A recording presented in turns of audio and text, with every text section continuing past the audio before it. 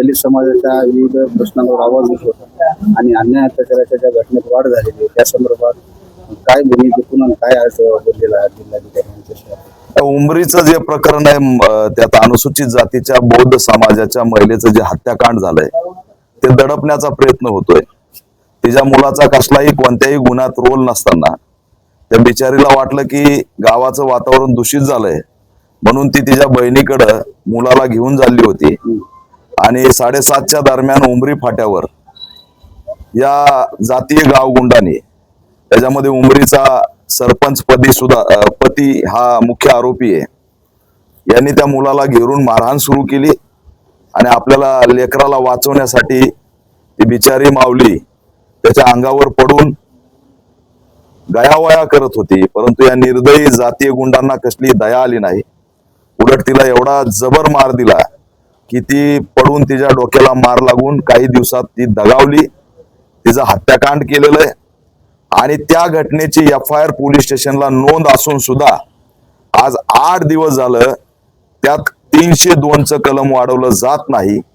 हा कुणाचा दबाव आहे? दुर्दैवाने स्थानिकचा लोकप्रतिनिधी आमदार आणि इथले खासदार इथून अमित शहाला भेटायला जातात, आमदार तातडीने मुंबईला जातात, पण 20 किलोमीटर वरती एका दलित महिलेचं हत्याकांड झालंय त्या पीडित कुटुंबाला भेटत सुद्धा नाहीत. अशी एकंदरीत स्थिती आहे. त्याच्यामुळे हे प्रकरण एवढं गंभीर आहे की त्याला आम्ही जी काही आज सगळी माहिती घेतली यातून शिक्षण झालेल्या तरुणांचं आयुष्य बर्बाद करण्याचा प्लॅन होता. त्या तरुणाचा हत्याकांड घडून महाराष्ट्रामध्ये कायदा व सुव्यवस्थेचा प्रश्न निर्माण करण्याचं षडयंत्र होतं.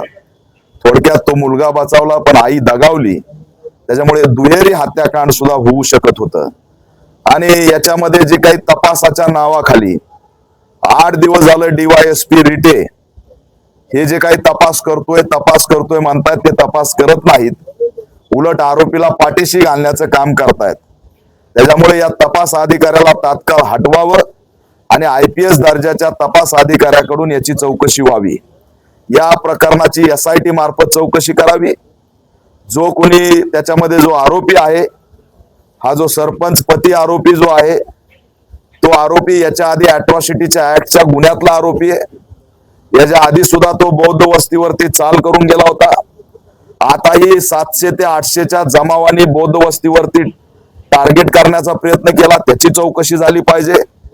आणि या सगळ्याच परभणी जिल्ह्यातील गावागावात एक क्विक फास्ट ते चिटकवायचं टिक फास्ट नावाचं जे काही लिक्विड आहे त्याचे नशेचे बळी या ठिकाणी वाढलेत आणि ते किराणावर पण सहज मिळतंय आणि त्यातून गुन्हेगारी वाढल्यामुळे गावातलं वातावरण अनेक प्रकारे दूषित झालेलं आहे. त्या संदर्भात सुद्धा आम्ही जिल्हाधिकाऱ्यांना बोललोत. त्या गावामध्ये सामाजिक सलोखा बिघडलेला आहे. जिल्हाधिकारी आणि SP तात्काळ दोघांच्या नेतृत्वात त्या ठिकाणी शांतता कमिटीची बैठक घेतली पाहिजे. अवैध धंदे बंद केले पाहिजेत. मी त्या पोलिसांचं अभिनंदन करतो. कोणतं पोलीस स्टेशन आहे? दैठाणा पोलीस स्टेशनच्या एक मॅडम आहे, त्यांचं नाव सोनेत मॅडम आहेत. त्यांच्यावरती या सरपंचांनी दबाव आणला होता की जे काही तलवार हातात घेतलेले 4 मुलं दिसत आहेत त्याच्या व्यतिरिक्त शिकणारे 12 मुलं त्याच्यात ऍड करा.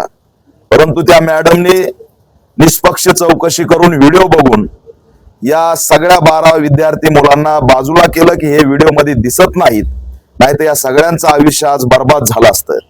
त्याच्यामुळे DYSP रिटे हे तपास करू शकत नाहीत. 302चा कलम लागलेलं नाही.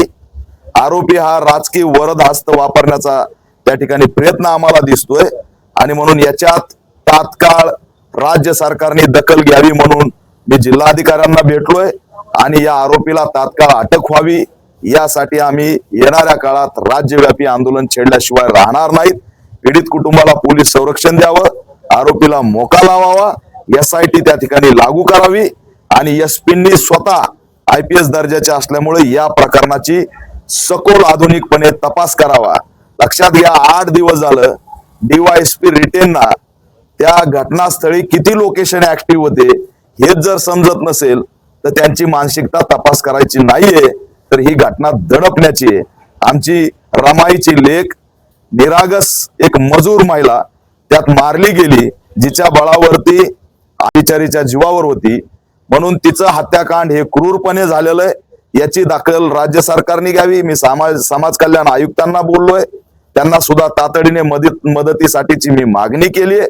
आणि याच्यामध्ये तात्काळ तिच्या पीडित कुटुंबातील एका सदस्याला शासकीय नोकरी आणि 25 लाखाची मदत झाली पाहिजे, ही सुद्धा मागणी घेऊन येणाऱ्या काळात जर आरोपीला पाठीशी घालण्याचा प्रयत्न केला तर परभणी सहित महाराष्ट्रभर या छाया मस्के ताईसाठी जन आंदोलन उभा केल्याशिवाय, रस्त्यावर उतरल्याशिवाय आम्ही शांत बसणार नाहीत.